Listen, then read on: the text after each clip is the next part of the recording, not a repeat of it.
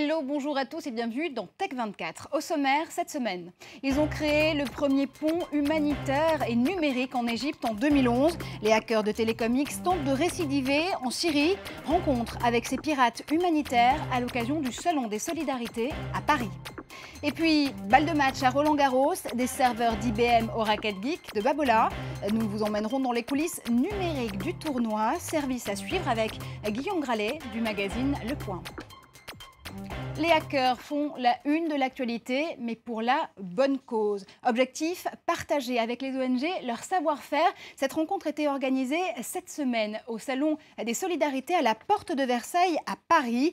Ceux qui préfèrent être présentés comme des bidouilleurs plutôt que des pirates reviennent aux sources du hacking pour défendre la liberté d'expression. De la mise en place de VPN, ces réseaux privés virtuels, jusqu'à la sécurisation des données ou même la construction de drones. Expérimenter des méthodes numériques et électroniques pour aider les civils à témoigner, et ce, malgré la censure. Mais alors, comment est-ce que les hackers peuvent travailler avec les ONG? Réponse, vous allez le voir tout de suite avec Keops, un des membres français de Telecom X. Des choses à faire ensemble. Il y a une raison qui est toute simple, c'est que maintenant, pour communiquer, le seul moyen qui reste, qui peut encore échapper à une censure centralisée, c'est Internet. Et les gens qui sont compétents pour faire ça sur net, c'est ceux qu'on appelle les hackers. Alors Guillaume, on se souvient que Telecom X avait aidé justement à créer ce premier pont numérique, un pont humanitaire en Égypte. C'était en 2011. Aujourd'hui, ils tentent de reproduire les mêmes méthodes en Syrie, sauf que la situation n'est pas du tout du même acabit. Eh bien, vous aviez raison tout à l'heure de dire, Marjorie, que le collectif Telecom X, c'est vraiment le triomphe du bidouillage. On revient vraiment aux sources du hacking, hein, puisque hack, ça veut dire bidouiller. On a du mal à filmer avec un téléphone portable, avec une caméra, comme c'est le cas en Syrie. Eh bien, on va filmer avec un drone. On va créer un drone, c'est ce qu'ils nous ont montré lors du Salon de Solidarité, et on va installer dessus une caméra, et comme ça, on ne sera pas du tout repérable. Ça a été utilisé avec succès pendant les manifestations Occupy Wall Street. Il y a d'autres technologies que Telecom X expérimente en ce moment, à travers les hackerspace par exemple. C'est faire passer des données à travers un laser. C'est également faire passer des données à travers des ondes radio qui ne sont pas utilisées. Vraiment, Telecom X utilise tous les moyens qui sont en sa possession, et surtout en expérimente de nouveau, pour faire passer ce qui est interdit, l'information. Alors très rapidement, quelle est la différence entre Telecom X et Anonymous? Les membres d'Anonymous ont eux-mêmes pris part aussi à des mouvements en Tunisie et en Égypte l'année dernière. Eh bien, tout d'abord, Marjorie, il y a une différence au niveau de la forme. C'est-à-dire que Anonymous, vous ne les verrez jamais. Ils sont par définition anonymes. Ils ont ce fameux masque de Guy Fawkes, tandis que Telecom X avance à visage découvert. Anonymous se base sur plusieurs fronts. La lutte contre l'église de Scientologie, la lutte pour le respect de la vie privée. On l'a vu lors de leurs attaques contre Sony, par exemple, parce qu'ils trouvaient que Sony ne sécurisait pas assez toutes les données personnelles des utilisateurs. Telecom X n'a qu'un seul mot d'ordre, c'est libérer les données, c'est permettre à l'information de circuler, et ça dans le monde entier. Et c'est dans ce cadre-là qu'elles peuvent évidemment travailler avec des ONG. Merci Guillaume pour ces explications. On reviendra dans les prochains numéros de Tech24 sur la façon dont les ONG peuvent justement s'emparer des techniques numériques. Et tout de suite, restez avec nous. Balle de break, c'est dans Tech24.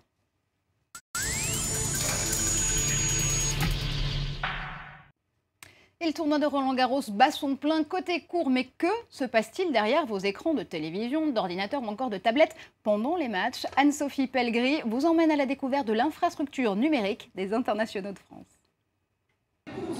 À quelques pas des cours de terre battue, le Roland-Garros Lab 2050 propose ses animations virtuelles pour les Federer et Nadal en herbe. IBM, partenaire de Roland-Garros depuis 27 ans, a saisi la balle au bond et permet de découvrir les technologies qui se cachent derrière chaque match. Sur cet écran, par exemple, la vitesse de balle des joueurs. Ça, c'est la vitesse qui est retransmise, la vitesse de service qui est retransmise par rapport au cours central, donc le Philippe Chatrier. Une vitesse mesurée par 4 techniciens placés à chaque coin du terrain à l'aide de ce petit boîtier. C'est un boîtier qui permet en fait de calculer toutes les statistiques pendant le service, pendant tout l'échange. Les marqueurs qui sont du côté de chaque terrain vont devoir appuyer sur l'un des deux boutons, donc backhand ou forehand, et ils vont pouvoir, grâce à cela, calculer le nombre d'échanges pendant chaque point. Et pour produire ces statistiques, l'équipe d'IBM s'active en coulisses. Dernière nouveauté, les clés du match. Pour déterminer la probabilité de victoire des compétiteurs, les ingénieurs ont croisé 7 ans de données et 39 millions de points de tennis. Ces points permettent de déterminer aujourd'hui le comportement des joueurs quand ils jouent l'un face à l'autre. Alors par exemple, on va prendre un exemple très concret. On a aujourd'hui Novak Djokovic qui joue contre Potito Starace. Le système en début de match a déterminé 3 clés caractéristiques pour chacun quand ils jouent l'un contre l'autre. 3 clés qui vont définir qu'est-ce qu'il faut faire pour avoir le plus de chances de gagner. Donc on voit par exemple qu'un élément clé sera que Djokovic remporte plus de 49% des échanges très courts qui font moins de 2 coups. Et ce qu'on peut voir aussi à ce stade du match, c'est que Djokovic atteint ses clés et que Potito Starace est en deçà de ses clés. Donc sans vouloir prédire la fin du match, ce n'est pas l'objectif. On a l'impression pour l'instant que Djokovic est beaucoup mieux parti pour gagner ce match. Testé sur les autres tournois du Grand Chelem, le dispositif n'a jusqu'à présent jamais failli. Pas une raison pour autant de ne pas s'entraîner à monter au filet, même sur console.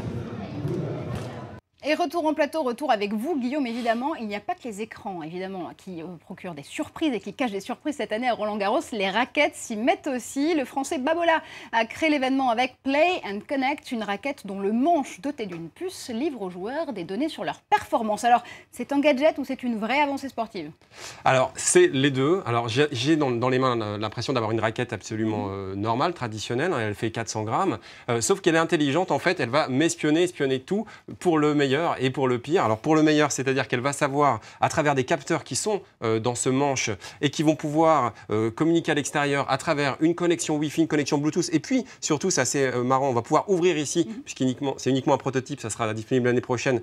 On aura accès à une clé USB et vous allez pouvoir relier votre raquette à un ordinateur. Et là, vous allez pouvoir découvrir le nombre de smash que vous avez réalisé, la forme de vos mouvements, la vitesse de la balle, l'inclignation de la balle. Bref, vous n'aurez plus aucune excuse pour ne pas être au niveau de Rafael Nadal. Alors justement, c'est pour le meilleur pour Rafael Nadal, j'allais le dire. Pour le pire, par contre, pour ceux qui ne savent pas vraiment maîtriser leur performance. Et c'est là où la raquette est utile. Exactement, ça va vous permettre vraiment de progresser, d'avoir une amélioration dans le temps. Ce qu'on observe aujourd'hui, c'est des sports de plus en plus connectés, on peut de plus en plus se mesurer. On l'a vu avec le bracelet Fitbit qui permettait de mesurer le nombre de calories qu'on perdait. Alors ça, on va pouvoir le partager sur les réseaux sociaux, mais de plus en plus de sportifs se disent ça, je vais moins le partager, j'ai moins envie parce que j'ai envie de m'entraîner tout seul. Et pour terminer sur les sports connectés, il y a une innovation qui est intéressante qui a été implémentée dans le foot et qui s'appelle Goal Line Technology, qui va permettre vraiment de savoir aujourd'hui quand est-ce qu'une balle traverse vraiment le but et donc il n'y aura plus aucune excuse. Rappelons-le, nous sommes à quelques jours du coup d'envoi de l'Euro 2012. Les sports connectés, merci Guillaume, merci